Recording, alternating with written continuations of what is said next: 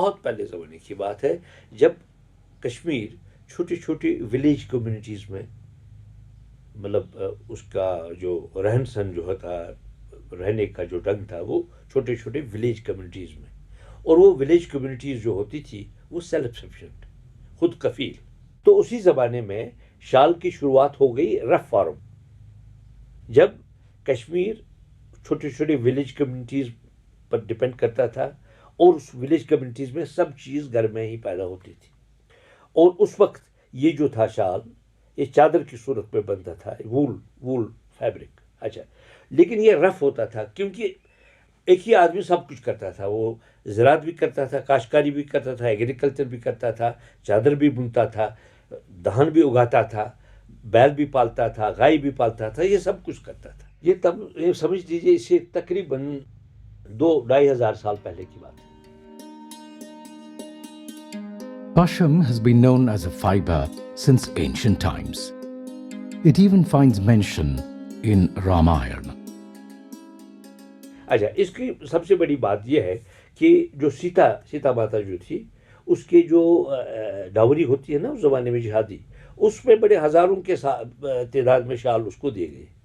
تبھی تو سنسکرت اس کا جو اصلی نام جو ہے سائلملی سالا which means to fence your body with اینی تھنگ. فینس مینس جو آپ اپنے باڈی کو جو کسی چیز سے ڈھانپتے ہیں اس کا نام ہے. تو وہاں سے پھر بلکہ آپ کے دلی میں جو Chishti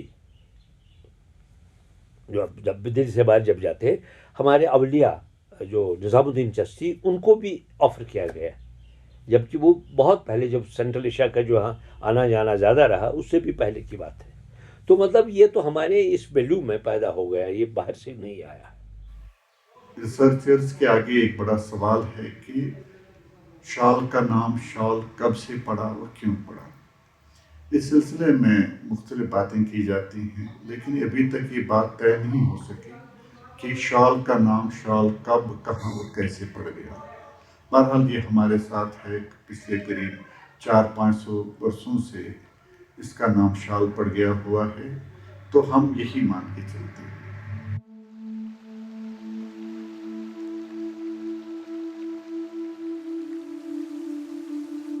The root of the word shawl is in the Persian word shal, which means woolen material.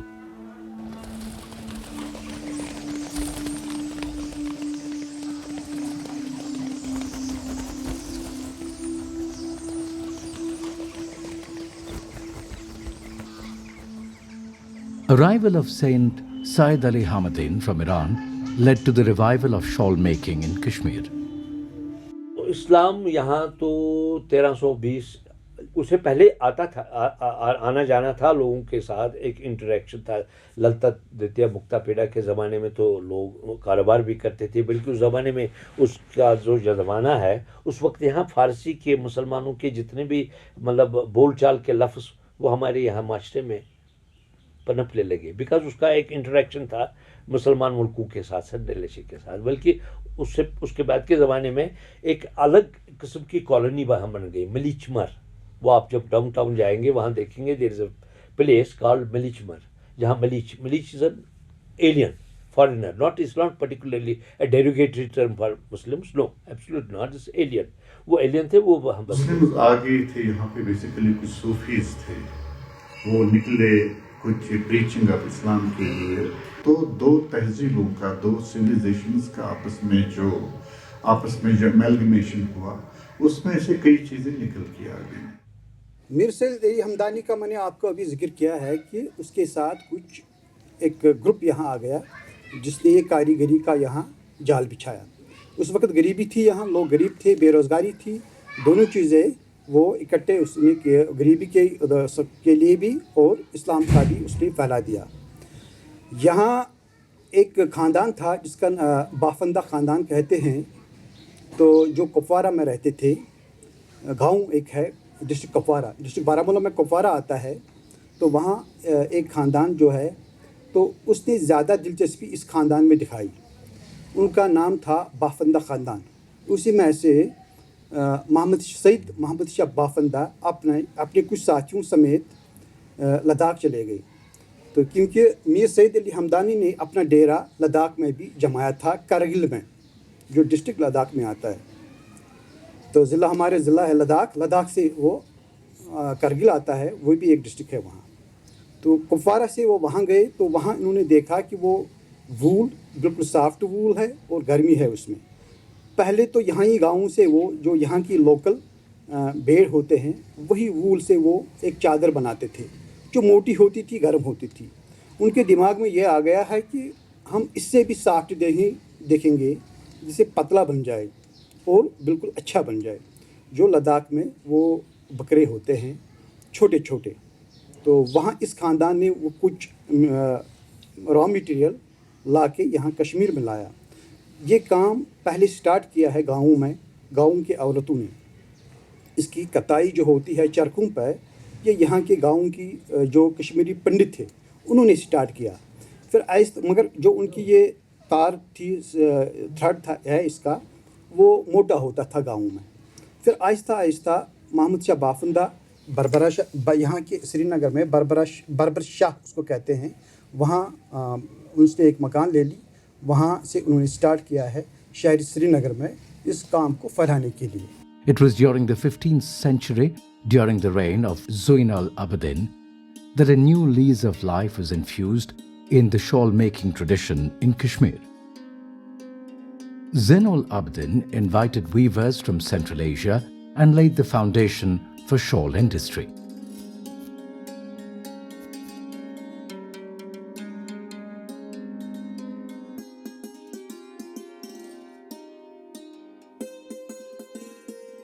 Over the centuries, different rulers of Kashmir, right from Mughals, Ranjit Singh to Dogras, have all had a huge impact on the shawl-making industry. لیکن اس کے بعد جو مغلز آ گئے، مغلوں نے بھی اس کو زبردست، کیونکہ ان کا ایک اربن ایک سیڈنٹری لائف سٹائل تھا مغلوں کا. مغلوں کو چاہیے شان شوکت اور بہت اچھی قسم کے فیبرکس وغیرہ. تو انہوں نے اس چیز کو زیادہ کیا، کارخانہ سسٹم، بلکہ انہوں نے بڑا آرگنائز طریقے پہ یہاں آرگنائز کیا اس کارخانہ سسٹم کو، جہاں یہ شال بنتے تھے.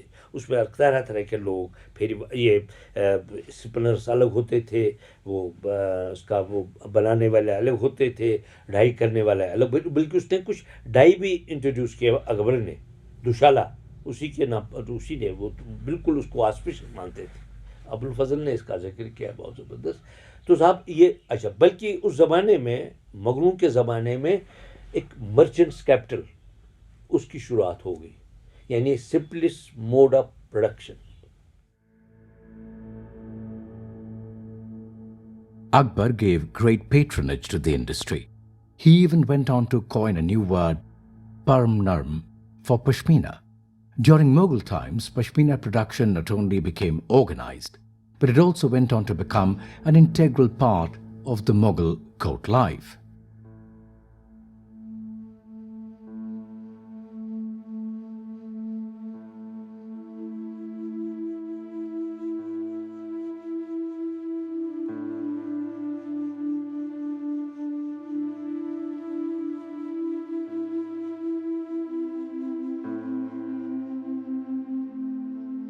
اور پہلی بار یہ آہستہ آہستہ کشمیر کی حدوں سے نکل کے پورے ہندوستان میں آ گیا. وہاں پہ بھی اس کو کافی پسند کیا جانے لگا. یہاں سے چیزیں جاتی تھیں، وہاں پہ ان کو ہاتھوں ہاتھ لیا جاتا تھا. تو یہاں پہ آہستہ آہستہ ایک ایسا سلسلہ بن گیا کہ کافی لوگوں کی روزی روٹی اس کے ساتھ جڑ گئی. اور پھر یہاں سے جو دلی کے دربار میں جو بادشاہ تھے، ان کے لیے جو تحفے جاتے تھے یہاں کے گورنرز کی طرف سے، یہاں کے بادشاہوں کی طرف سے، اس میں شال ایک بہت ہی اہم چیز ہوتی تھی اور اس کو کافی پسند کیا جاتا تھا. بالکل، بلکہ یہ ایجپٹ تک گیا. کیونکہ میں مغلوں کی جو شان شوکت کی جو میں نے آپ سے بات کی، ایک تو ان کا اربنائزڈ ایک کلچر تھا، اسی لیے ان کو مغل امپائر کہتے ہیں. جبکہ ان سے پہلے جو تھے مسلمان بادشاہ، ان کو سلطان کہتے تھے، کیونکہ ان کا دائرہ جو ہے، آپ کی دلی، جب آپ دلی سے ہے، دہلی تھا پالم، یعنی اتنی سلطنت ہوتی تھی. پالم ایئرپورٹ ہے نا، دہلی سے، اولڈ دہلی سے وہاں تک ٹوٹل تھا. لیکن مغلوں نے اس کو بہت زبردست ایکسپینڈ کیا. تو جب ایکسپینشن ہو گیا تو ظاہر سی بات ہے اکانومی بھی ایکسپینڈ ہو گئی. اچھا ان کے جو باہر ملکوں کے ساتھ جو تعلقات تھے، ایجپٹ کے ساتھ تھے، بغداد کے جتنا پورا مڈل ایسٹ کے ساتھ تھے، یورپ کے ساتھ تھے، تو وہ خلط بیچتے تھے.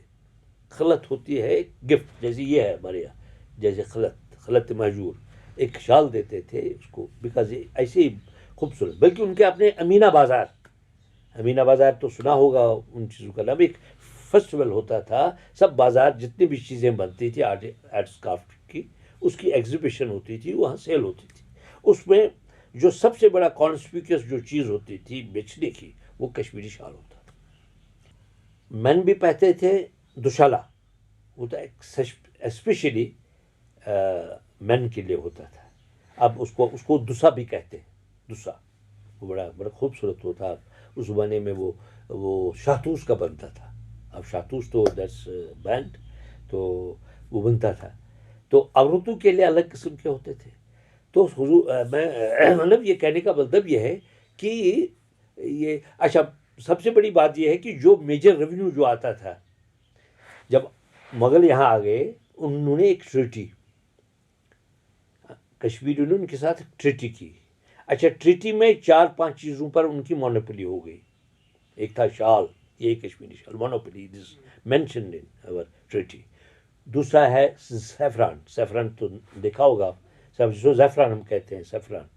اچھا تیسرا ہے ہنٹنگ، جو اچھا اسی طرح فش وغیرہ بہت ساری چیزیں. تو انہوں نے وہ اپنا مونوپولسٹک کنٹرول اس پہ، کیونکہ shall that was the major source of revenue. اچھا افغان کے زمانے میں بھی، اس کے بعد مغلوں کے بعد یہاں افغان آ گئے، ان کے زمانے میں بھی ایک میجر سورس آف ریونیو. اس کے بعد سکھ آ گئے. سکھوں نے تو رنجیت سنگھ نے تو اس کا تو بالکل بڑا، اس نے یورپ میں بھیج دیا. اس کے 2 بڑے جنرل تھے، ایک کا نام تھا الرٹ تھا، دوسرے نام مینتورا. یہ دونوں نے they became shawl traders themselves. During the latter part of the 18th century, Kashmiri shawl became a rage in Europe. It was Josephine Napoleon's wife who took it in a big way. The shawl served as a mark of status. The newfound wealth of the bourgeois consequence of the Industrial Revolution allowed them to adopt these status symbols.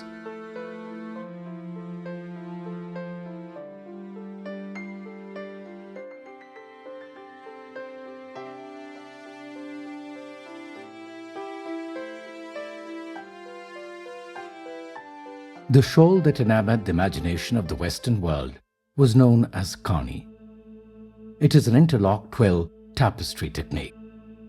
It's an extraordinary manual skill that is executed with great degree of precision. The designs are written in the form of a shorthand notation. Because of the high demand of Kani, the Dogra rulers imposed heavy taxes on the shawl that led to its sharp decline. The weavers were reduced to being mere bonded labor. بہت، اور میں نے کہا نا انہوں نے وہ اتنے تنگ آ گئے بعد میں. اب وہ کمپلسری بنتا تھا. They could not change the craft.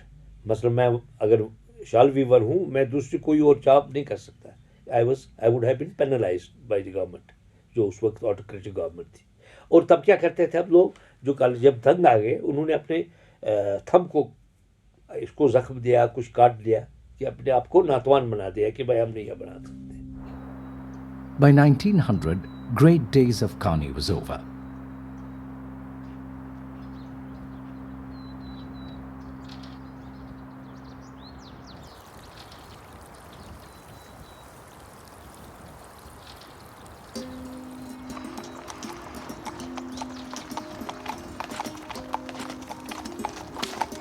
Many decades later, around 1980s, the Kani shawl making was revived in the village of Kanihama by Ghulam Muhammad Kani. His son continues to take this legacy forward.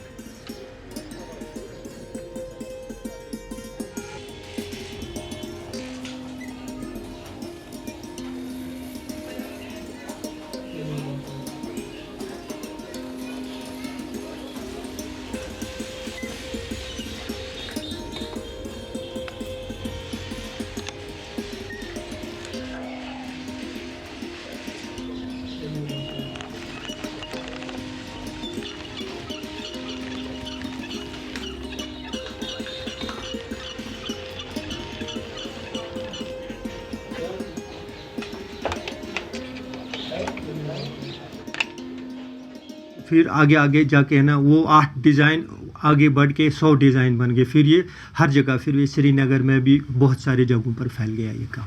تو کب انہوں نے یہ کام revive کیا؟ انہوں نے 84 میں یہ ریوائو کیا. تب یہ پورا ڈیٹ پہلے اس سے پہلے کانی شال چلتا ہے لیکن رفل پہ, پھر انہوں نے اس کا ریوائو پشمینے میں کر دیا. تو رفل پہ یہ کب کرنے لگے تھے لوگ اس کو؟ پہلے کرنے لگے تھے 1965 کے بعد یہ رفل پہ کرنے تھے, لیکن تب ہے نا اس کا وہ بارڈر بنتا تھا. یہاں پہ جتنے بھی ہمارے پنڈت لوگ تھے نا, وہ جب بیٹی کی ان کی شادی تھی نا, تو کانی شال کا ایک بارڈر ان کو ضروری ہونا چاہیے تھا.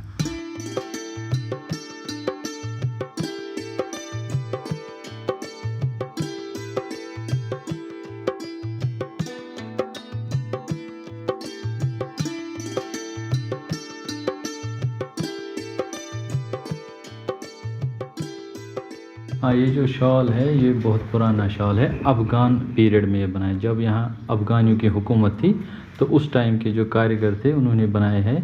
اس میں تقریباً اپروکسیمیٹلی 4-5 سال لگے ہوں گے اس کو, ایک شال کو کمپلیٹ کرنے میں, کیونکہ یہ بہت ٹف ڈیزائن ہے. اور اس کی ایکوریسی, جو اس ایکوریسی کی ہم بات کریں کہ صحیح جو اس میں کام ہے وہ اس میں بہت صحیح آ گیا ہے. تو اسے بادام دار ڈیزائن کہتے ہیں. ریڈ کلر, اس میں کلر 5-7 استعمال کیے ہیں, بہت ہی خوبصورت کلرز ہیں. اور ویونگ بھی اس کی بہت اچھی ٹائٹ ویونگ ہے.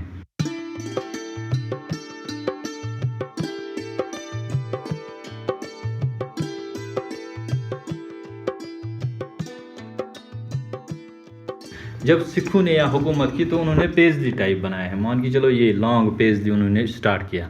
انہوں نے فلاور نہیں بنائے کیونکہ ان کو تھا کہ وہ اپنی ایک پہچان اس کام میں چھوڑے.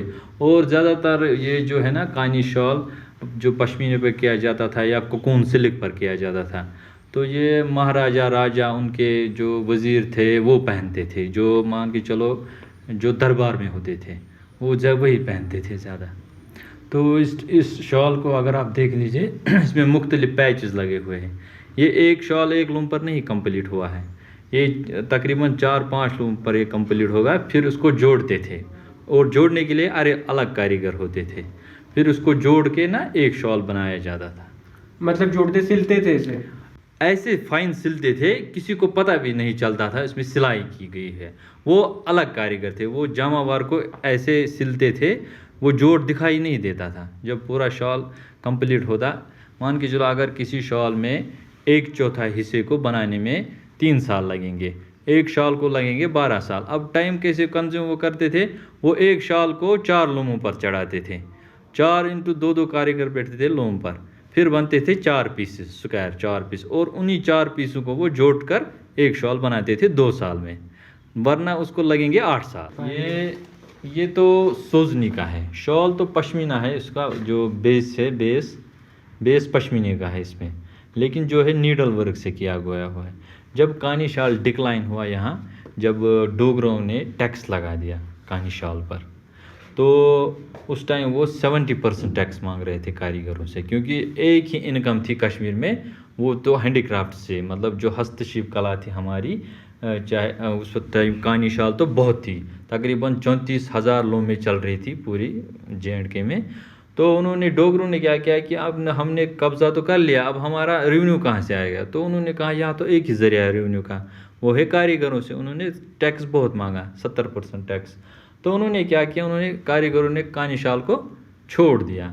تو انہوں نے پھر نیڈل ورک کا استعمال کیا, پھر نیڈل ورک سے وہ شال بنانے لگے. لیکن اس ٹائم انہوں نے ڈیزائن وہی کی جو کانی میں وہ کرتے تھے, وہی ڈیزائن کرتے تھے. مطلب یہ لانگ پیزلی پھول وغیرہ ڈیزائن وہ نہیں وہی لیتے تھے, لیکن پشمینہ پلین لیتے تھے, اوپر سے نیڈل ورک کرتے تھے. تو یہ نیڈل ورک ہے, کانی نہیں ہے؟ نہیں, یہ کانی نہیں ہے, نیڈل ورک. تو اس میں اور کانی میں کیا فرق ہوگا؟ دیکھو, کانی جو ہے نا, کانی ویونگ اور ڈیزائن ایک ساتھ لینا پڑتا ہے, کپڑا بھی بنانا پڑتا ہے اور اس پہ ایمبرائڈری بھی کی جاتی ہے. تو نیڈل ورک میں یہ ہوتا ہے, پہلے کپڑا بنتا ہے, اس کے اوپر نیڈل ورک ہوتی ہے. کیا ہے کہ اگر کانی شال 250 گرام کا وزن ہوگا, تو جو نیڈل ورک ہے اس کو تو پہلے شال کا 200 گرام وزن ہوگا, پھر اس کے بعد اگر پوری ایمبرائڈری کی جائے جامہ ور طریقے سے, اس کے اوپر پھر 300-400 گرام آئیں گے, تو وہ شال تھوڑا بھاری لگے گا. 600 ग्राम 700 ग्राम का। जो कहानी है ना, वीविंग और डिज़ाइन एक साथ करके उसका वज़न जो है ना बहुत लाइट रहता है, और उसका काम जो है ना वो बीच में चला जाता है, क्योंकि वीविंग करते करते जब एम्ब्रॉयडरी करते हैं तो वो बीच में चला, वो उठता नहीं है। बाकी क्राफ्ट में क्या है, जो ऊपर काम होता है, उठने का डर भी रहता है। मतलब ये कभी अगर हाथ की अंगूठी में या किसी झुमके में फंस गया तो ये उठ सकता है, कानी का नहीं उठता। ये डिफरेंस बिटवीन कानी and सोजनी। Aahista Aahista old city, सासगरी पोरा, वांटपोरा, राजौरी कदल, ऐसी बहुत सारी सिटी में कुछ इलाके हैं कि ये काम उन्होंने उन औरतों को दिया ये कताई के लिए। चरखे पर जो उनकी तार बहुत पतली बन गई, जैसे जैसे वो पतली बन गई तो ये शाल बन गए, बिल्कुल सॉफ्ट शाल बन गए। इनका वेट ज़्यादा से ज़्यादा 200 ग्राम का, 250 ग्राम का शाल बन गया, बिल्कुल अच्छा बन गया, जिसकी डिमांड इंटरनेशनल मार्केट में ज़्यादा रही, या हमारे हिंदुस्तान में भी इसकी ज़्यादा डिमांड रहेगी, जब ये सॉफ्ट भी था और गर्मी भी थी इसमें। तो आहिस्ता आहिस्ता ये पूरी सिटी में फैल गया। उसके बाद यहाँ के जो सरमायाकार थे, इनके पास पैसा था, उन्होंने अपना पैसा इस काम में लगा दिया। उसमें रशीद ख़ानदान है, गुलाम अहमद गनाई है, क्या नाम है, शायर है, गुलाम मोहम्मद बेग है, बहुत सारे लोग हैं। तो उन्होंने अपना सरमाया इस काम में लगाकर यहाँ की बेरोज़गारी को बहुत कम किया है। जो यहाँ की लोकल औरतें थी, हर एक घर में कम से कम एक चरखा होता था। तो बहुत से लोगों ने इस पर बहुत सा पैसा कमाया। कुछ गरीब लोग जो थे, उन्होंने अपनी बेटियों की शादी भी इसी पैसे से की। ये माना जाता था ये बहुत इज़्ज़त वाला काम था श्रीनगर में। तो उसके बाद यहाँ के कुछ हालात ऐसे ख़राब हो गए, 90 के बाद ये बिल्कुल आहिस्ता आहिस्ता आहिस्ता आहिस्ता कम होने लगा। इसकी डिमांड भी कम होने लगी, कारीगरों ने भी काम छोड़ दिया। ये इसका बहुत ही बड़ा कारण है कम होने का।